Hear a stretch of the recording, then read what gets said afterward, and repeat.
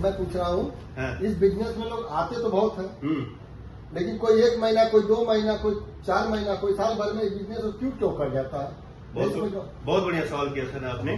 बहुत सारे लोगों का ये सवाल होता है कि देखिए, आने को इस बिजनेस में बहुत लोग आएंगे आपके साथ, जिस हिसाब से आप काम करेंगे उस हिसाब से आपके साथ बहुत लोग आएंगे, लेकिन टिकने का मतलब है ना कि क्योंकि उनके लिए नया चीज है ना, पहली बार देखा उन्होंने, तो पहला क्या होता है, विश्वास नहीं होता है, विश्वास नहीं होता कि मैं इसमें कुछ कर पाऊंगा।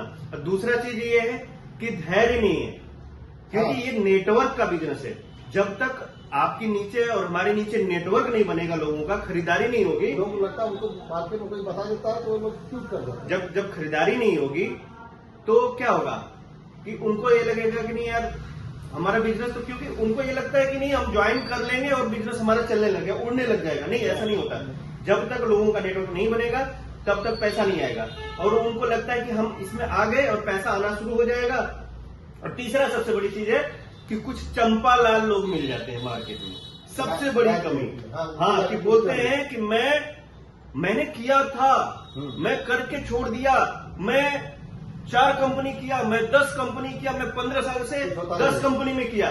तो भैया 15 साल से 10 कंपनी में करोगे तो कभी इस कंपनी में कभी उस कंपनी में मिलेगा नहीं, कहीं नेटवर्क नहीं बनेगा। साल 2 साल तो पहले आपको रुकना पड़ेगा सर इस बिजनेस में। साल 2 साल नहीं, हमेशा के लिए। अगर आ गए हैं तो एक डायरेक्ट सेलिंग इंडस्ट्री में किसी अच्छी कंपनी में आ गए, एक ही प्लेटफॉर्म पकड़िए, वहां पे आपको समय लगेगा नेटवर्क बनाने में। उस नेटवर्क जब बन जाता है ना तब बहुत सारा पैसा आता है। लेकिन लोगों को सबसे पहले क्या लगता है, विश्वास नहीं होता। लोगों को लगता है कि आते ही पैसा आना शुरू हो जाएगा।